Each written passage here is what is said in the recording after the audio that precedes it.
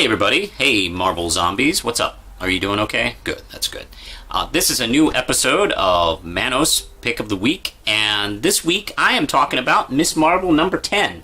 Now, to let you know, I haven't read the Civil War 2 storyline yet. I'm waiting until it's done, and I'm just going to sit down and read it, and then do a review, possibly might post it on my own channel. But until then, I'm just reading the titles I normally read, and Miss Marvel has had a really interesting tie-in to this storyline.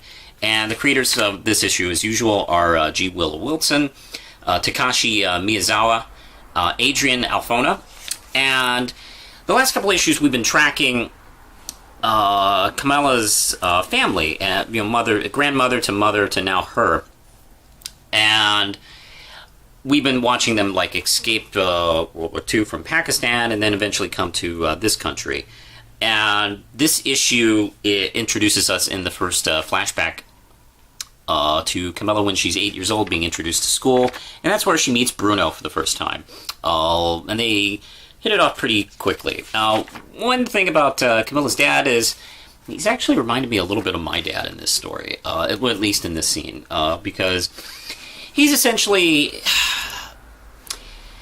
He has to have everything exactly right. He's kind of a neatnik. He's always concerned, kind of strict at times, but in his heart and heart, he's a deeply caring person. He finds out Bruno's family situation is terrible right now. He's living with his grandparents. He's kind of poor. His grandparents don't have enough money to pay for the event fees, so we can go with the rest of the class, and he immediately just says, you know what, I'll cover it. And it's kind of guy he is, and it's kind of the guy my dad was. That was the first thing I thought of when I read that. And then we cut to Bruno in the present day, and he is in critical condition. See, if you hadn't read the last two issues, Captain Marvel put Miss Marvel in charge of this group of cadets that are kind of, taking on this whole monitoring this minority report kind of thing that they're doing, where they have this inhuman psychic who is predicting crimes, and they're sending them to, stop them before they happen. And Captain Marvel wanted to kind of create a team core of these people, and put Miss Marvel in charge of it. And then Miss Marvel's second in charge is Becky right here, and Becky's going a little Nazi youth on the whole thing. The outfits aren't really instilling confidence, Becky.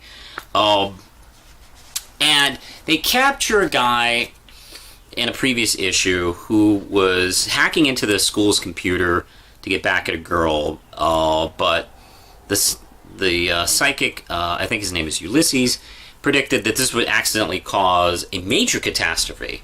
So they go in to stop him, and they arrest him, and they arrest him under pretty severe circumstances, like he's a terrorist, apparently.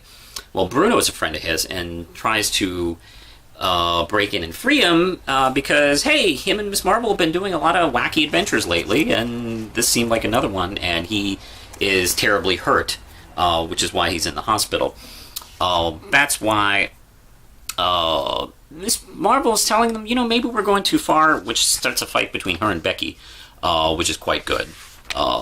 That's when Captain Marvel shows up and tries to kind of set things straight, but both Becky and Miss Marvel are still kind of set in their ways of what to do about this. That's when,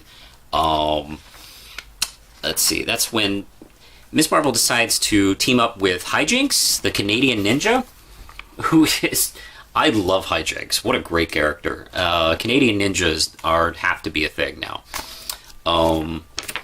And that's when she decides to form an alliance with him.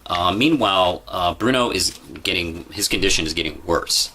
So things are really picking up here. And also Becky thinks to herself that she is enjoying this rift between Captain Marvel and Miss Marvel. So she's in kind of enjoying manipulating the situation. So that's where things are right now, and I'm curious to see where this is going. I'm glad this is taking such a personal stake in this story. And I had a feeling, one of the things I thought about when I first saw that the lineup was going to be Iron Man versus Captain Marvel, I started thinking about like Miss Marvel. That was one of the first things I thought about because, in a way, they're kind of both mentors. As a matter of fact, she even tells Captain Marvel in this like it feels like her superhero parents are getting divorced, and yeah, they've both taken on this mentorship to her. So what side is she really going to choose? So far, so great. This has been really enjoyable. I will also say for the artists, I love the art on this. The way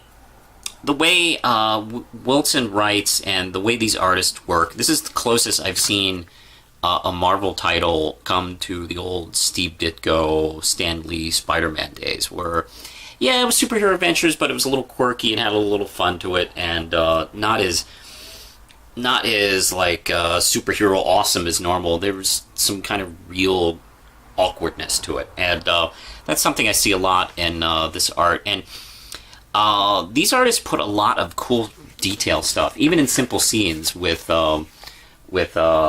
Camilla and her family entering the school. Like you see a couple of kids in hazmat suits, another kid in a pterodactyl outfit with another kid biting his wing.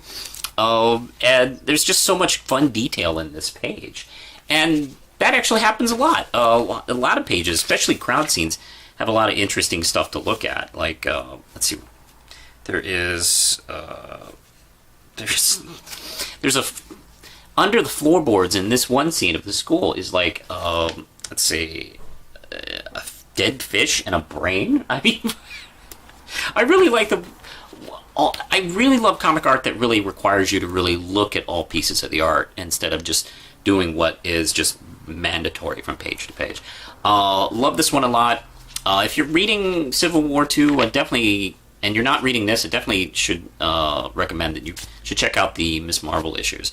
And pick up the series in general. It's just really fantastic. I don't think I've been disappointed ever with the book since it started. So this one I give 5 rim chips out of 5. That's my pick of the week, so I'll see you guys next week. Push the button, Lindsay.